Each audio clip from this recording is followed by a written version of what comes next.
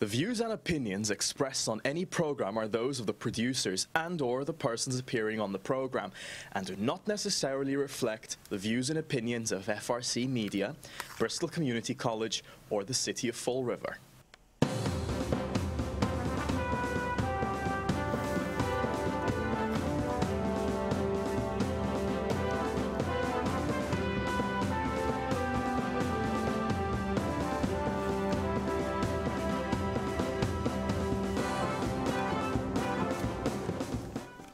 Well, hello. Welcome to Spindle City Straight Talk. I'm Chip. And I'm CJ. And Happy Halloween! Yeah, it's Hump Day and Halloween. Well, then again, it's always Halloween in Fall River. In the Riv. In the Riv. Well, we got another traffic announcement to have right off the bat. Yeah. And you're going to have to pay attention to this one, Chip, because this is in your line of travel to the studio. Yeah. Due to weather, they had a delay in the construction of the Northeastern Avenue and New Boston Road intersection. So they're going to close it from November 1st and 2nd. They're not going to close it instead on November 5th and 6th, according to Paul. Which is voting day, which won't... Right. You know, it's like, okay, let's close it on voting day. That sounds like a good idea. Yep. So New Boston Road and Eastern Avenue are going to be closed on November 5th and 6th. So if you got to get to this side of the city, if you got to get over to Ellsbury Street or on this side of, that side of north side of New Boston Road, you're going to have to go around Eastern Avenue. You're going to have to get off Eastern Avenue for that. So it will affect all traffic heading east on New Boston Road because they will not be able to access Northeastern Avenue, and further detour routes will be in place. So, well, it's going to be a mess, like the Rotary is now at the top. Exactly. The Rotary's a mess, you know. I've already forgotten 3 times that it's blocked off. I go around the Rotary and I go, I can't go down Eastern Avenue. I got to go all the way around the Rotary back and down Alumni Street. So it's like, okay. Well, that's it, the closures that we've done our, and again, Fall River, I saw on the news, our mayor was talking about how he's going to continue to do his job and make Fall River a better and safer place. The victim reportedly suffered gunshot wound to the leg on Pleasant Street. Thank you, Mr. Mayor. In broad daylight. Thank you. It's a much safer place. Oh, by the way, aren't we the most dangerous city in the state? Yes, we are. Yeah, we are. Well, good job. But he was shot here, and and he was shot in the Flint. In the Flint. In the Flint. And we have the mayor of the Flint in the studio. We're going to have to talk to him. We want to see patrols. No. Yeah, he's not keeping the Flint safe now. I don't know. And speaking of the mayor, we have 2 articles about the mayor. Oh, what? Fundamentally are the same thing. It's first off, Correia asks supporters not to sign recall petition. Will run for re-election if effort is successful. What a surprise. I mean, he won't get out of office. You think? Yeah, right now the percentage is 81% of the people are willing to sign the recall petition, 81% of the people are willing to vote, and 12% are willing to vote him back in. Well, 38%. I know. Well, who cares? No, 38% want to re-elect Sam Sutter. Well, we'll deal with that. Look. I mean, no matter how this pans out, we'll look at the field if there is a special election. And, you know, we may actually be thrown out of the state of Massachusetts. We're going to have to be our own basic independent nation within Massachusetts and within the United States because, I mean, the fact that they, you know, the definition of insanity, the last time I checked, was repeating the same action and expecting a different result. So we're going to have a whole bunch of people that used to be mayor running again that we already threw out once, and we're going to re-elect one of them again? You know, it's like, God, and it's just, it's Chip crazy. Camara for mayor. No, please. Look, then it says, Mayor Correia, this is from Herald News staff, the other was Joe Good, asks supporters not to sign recall. Well, I mean, I don't think you have to ask them. If they're truly your supporters, they won't sign it. Well, he did say he was going to sign it himself. Yeah, which is rather contradictory because if you're so confident that the people want you, you should be encouraging your supporters to sign, because you'd say, look, I'm signing it because I think it's the voters' right to have a recall, but by the way, anybody that supports me, don't sign it. I'll sign it just for decorative purposes and for political purposes and for perception, but I don't want anybody else to sign it. I'll sign it to just make it look good on television. And then the next article is, Mayor Correia, show your support, don't sign recall petition. How about not even writing this article or having a second page? People, show your lack of support to the mayor and do sign the recall petition. Because, as you said, when it started out, it was about 76%. Now it's up to 81%. Exactly. And, but look, it's everybody's right to do what they want to do. But, I mean, this is getting, as I said, this is one of the problems with the city. You can't run a city. You can't run a city when the topic of conversation is always whether an indicted mayor is going to stay in office, not stay in office, run for re-election, if there's going to be a recall election, if there's going to be, you know, the business of Fall River, you know, and anybody, you know, I mean, anybody can say we're continuing to pave streets because they were already on the agenda. But like I said, what company, what corporation, what business wants to walk into City Hall now with this? I mean, we've already got a litany of negatives to keep people out. The most dangerous city in the Commonwealth, the lowest per capita income, people can't buy anything. But now we look and we've got this stuff going on. We got people being served, people that may be served, people who want to be served.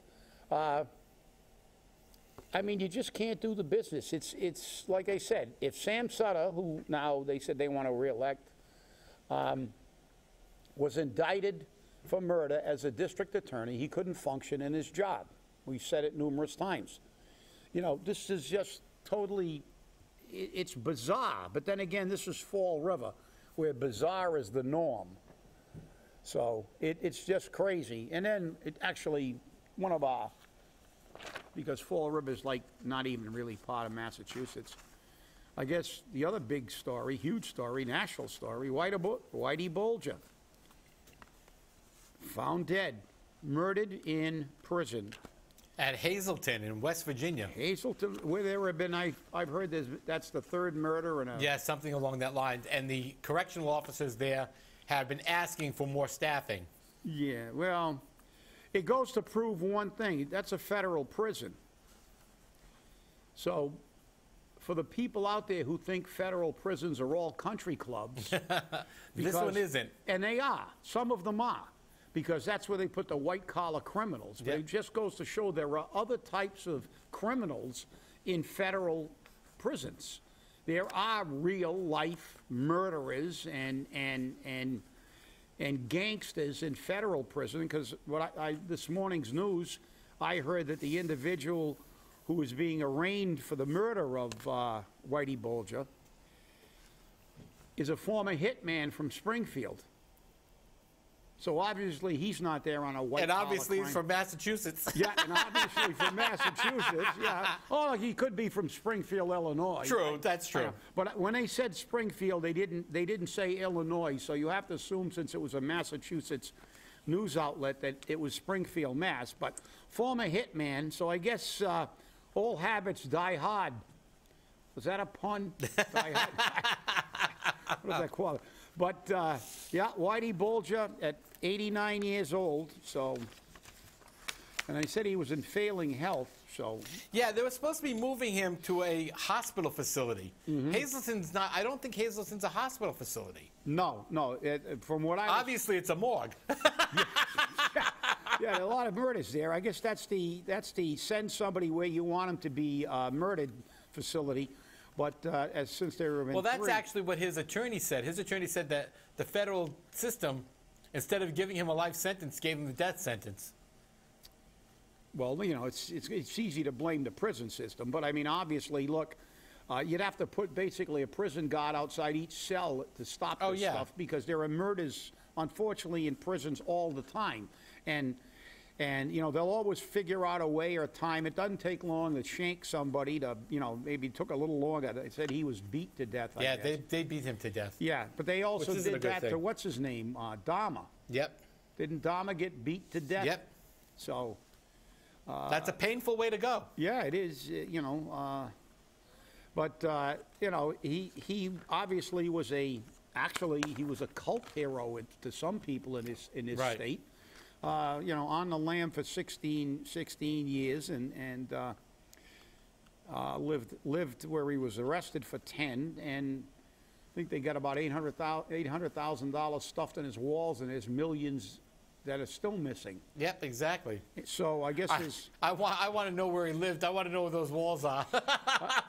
I guess his former girlfriend is getting out in 2 years, so She knows where it is. they're gonna follow her around for a while, because I'm sure she probably does know.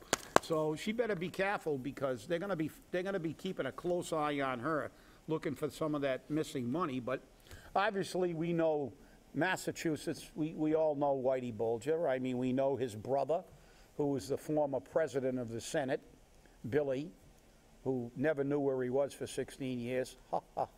Okay. Yeah, all right. And then left the Senate presidency to become the president of UMass and get a big, giant $200,000 pay raise, and retired with a pension based on a salary that was in excess of $300,000 when he was making what as a Senate president? 75 at the time? I think at the time it was like 75 Yeah, or 80. something like that. So he got a nice bump, like most of the politicians do. But, that's it. I guess the saga of Whitey Bulger is, they've already made 2 movies, fundamentally, about him. They had the one with Johnny Depp, and they also had that other one, which was, I don't think technically it was Whitey Bulger in the movie, but you could tell it was based on Whitey Bulger, because when Jack Nicholson played him, Yeah. and you had Mark Wahlberg and DiCaprio and stuff, which is actually a pretty good movie. So there's already been 2 movies, but I'm sure there's another one in the works now. Yeah, this one will probably show him get beat to death. But what are we going to do? It's kind of ironic that we have news outside of Fall River and the mayor today. Billy Bulger hit the thing, and former Fall River mayor endorses deal, the Senate. And the interesting part about this endorsement is Deal's a Republican. Yeah. And Bob Correia is a Democrat. Well, And that never happens. And he was the former majority whip That's right. under Kavarian. Now here's I mean, he was supposedly Democrat through and through. Right. And I guess once you're out of the system, you'll show. But like most of the Massachusetts is an odd state anyway. Most of the Republicans are rhinos, and most of the Democrats are dinos. Yep. So in case you don't know what that means again, a dino is a Democrat in name only, and a rhino is a Republican in name only. Just like our state delegation, many of them, or state senator. I've always contended that Mike Roderick's, because of his kinship with big businessmen and some of the things he's done, is a rhino. He's actually he's a dino because he's a Democrat. But that just goes to show one thing. It's all baloney. These labels that you put on people and you put on politicians. Oh, I'm a Republican. I'm a Democrat. It's what they do. Pay attention to what they do. All those labels sometimes are for convenience. When you're running in a predominantly Democratic area and you want to get elected, it's not politically expedient to be a Republican. And I guess CJ could speak to that more than I can. I've been an independent my whole life. But well, I left the Republican Party, so. yeah, but I mean, if you're a Republican, you've already got like 2 strikes against you. In Massachusetts, you do. Like the count's 0-2, and you got a guy that can throw a 105-mile-an-hour fastball coming at you.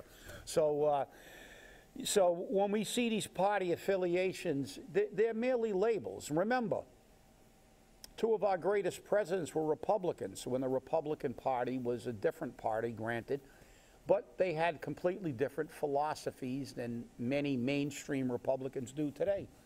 Abraham Lincoln was a Republican, and Theodore Roosevelt was a Republican. So we all know how the stands are for the Republicans on, you know, global warming and the environment. They're always being condemned for that. Yet Theodore Roosevelt was responsible basically for creating the national park system. A great environmentalist. Now, wasn't he also the one that made the comment about there is no hyphenated Americans? Yeah, one of his greatest speeches. Google it. Hyphenated American. One of his greatest speeches, and that's one of my favorite speeches. Well, interestingly enough, because of the immigration problem, people are using that. Yeah. That, you know, and they're saying, you know, there's only one language, that's English, and people are getting all offended by this. This was a great president who said this. And he also said that about English. He said it is their duty to learn English when they come to this country. But that's not in that speech. The hyphenated American speech begins, and I'm paraphrasing, it says there's no such thing as a hyphenated American. And he qualified that by going on to say some of the greatest Americans I know are naturalized Americans. Right. Because, you know, Teddy Roosevelt, for people who don't know, was a very sickly child who then overcame that, became a hero in charging up San Juan Hill, was a military hero, was a president. Of course, one of the other reasons I like him is he had a boxing ring in the White House. He also brought the Japanese judo champion over to the White House to train in judo. He was a very physical guy, believed in being physically fit and mentally and you know, vitally savage and mentally civilized. Was called a Rough Rider. His famous thing was speak softly and carry a big stick. And America was a country where if you messed with him, he took quick and decisive action, and he was kind of a semi-isolationist, but the reality was that that speech, he said, there's no such thing, and we weren't talking about Latinos in his era as much. So he said there's no such thing as an Irish American or a German American or any American. He said when your allegiances lie to any other country, you're not an American. And then he went on in another speech to talk about how you should learn a language, assimilate into the culture, as the Irish did, as the Polish did, as all of these things did at some point in time. And that's one of the problems I see with the United States. I think he was 100% right. Now we have the exact opposite in the United States. We want driver's licenses to be given in every conceivable language as a convenience, and also do not demand anybody ever learn English. You can live in this country for 5 generations and nobody in your family can speak English. Does that give you any loyalty to this country? And I think Teddy Roosevelt was right. You know, you can be proud of your ethnicity. You can be proud your parents were born wherever they were born. You can be proud to say that your ancestors were Italian and they came over, or your ancestors were British and they came over on the Mayflower, or your family was Irish. Your ancestors are Irish and they came over and they had to suffer the indignity of seeing signs in bars saying no Irish or dogs allowed, as the Chinese did on the West Coast to build the railroads. I mean, we all forget that this is interwoven, you know, unfortunately, and that's the thing we talked about on the last show about people trying to pretend these things don't exist. And they think by just saying they shouldn't, they're going to go away. It's human nature. Anybody that's new in a country was always met with you know, persecution. Every ethnic group that came here was vilified at first. They had to assimilate into the culture and become part of the culture. And there is no greater example of how ethnic groups, even after they've assimilated into a culture, are segregated and not assimilated and persecuted, which actually makes me believe my point that if they assimilate, they're less prone to discrimination, because all we have to do is look at what happened to people of color during the Second World War. During the Second World War, no German Americans were put in a concentration camp. Every Japanese American was. Even though they were Americans, many of them citizens. As I said, the 442, the 442nd Infantry Division in World War II in the European Theater of Operation is the most highly decorated military unit to ever serve in the United States military. More medals of honor, more Distinguished Service Crosses, more Purple Hearts than any other unit ever in the history of this nation. And that unit was all Japanese Americans. Americans first. They were fighting for their country while being discriminated, while their families were stuck in camps. And some of them died because of the conditions of those camps. And they were giving their lives for their nation. And they were not illegal immigrants or undocumented immigrants. They were Americans. So you're going to tell me that's not interwoven into human nature? Well, you are the biggest Pollyanna I've ever seen if you don't believe it's human nature to do that. It was an outrage what was done to them. And I met 2 Medal of Honor winners from the 442 in New York at the Medal of Honor dinner. And I have a picture with them. It was one of the greatest honors of my life to meet those men. It's an unbelievable leap to think that how these men could actually put on a uniform for a country that stuck their families in camps and give their lives, and many of them did. So it's really, you know, when you see things like this and then you see this country trying to separate everybody by ethnicity, Teddy Roosevelt, in my opinion, was right. When we all look at ourselves as Americans like the members of the 442 did, we then become Americans. When you begin to make everybody separate, it's for political reasons. Because assimilation into this culture, this country was called what, CJ? A melting pot. You didn't come here to keep your country and make a mini Mexico or a mini Italy or a mini anything. You came here to become an American. So as Teddy Roosevelt said, become an American. But we still see that segregation going on amongst these groups. Yeah. I mean, you've got the Latino American group, and I mean, in some cities, there's one whole section which is just all Latino restaurants and supermarkets. Well, I mean, you know, but that's a standard thing. When ethnic groups, like in New York, there was always all the Irish lived and all but then they assimilate. Ultimately, they assimilate. There's still Little Italy in New York City where there's restaurants, but culturally, they all, you know, well, of course, the Irish spoke English, but the Italians learned how to speak English. They assimilated, as Roosevelt said. But the political parties are doing this for their own good. Of course. They're separating these groups for votes, and that is wrong. And that flies in the face of what America was, because America was supposed to be created to be a melting pot.